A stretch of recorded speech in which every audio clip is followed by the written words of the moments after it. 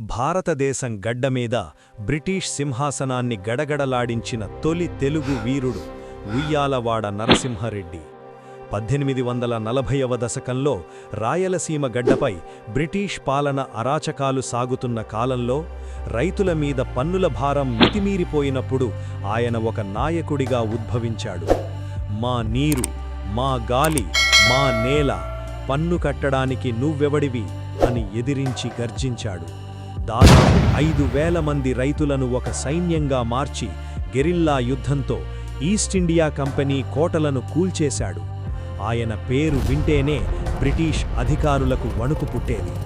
చివరకు సొంత మనుషుల మోసంతో పట్టుబడ్డా ఉరికంభం ఎక్కుతూ కూడా ఏమాత్రం బెదరకుండా దేశం కోసం ప్రాణాలర్పించిన మహావీరుడు, తెలుగునేల గర్వించదగ్గ మొట్టమొదటి స్వాతంత్ర్య సమరయోధుడు.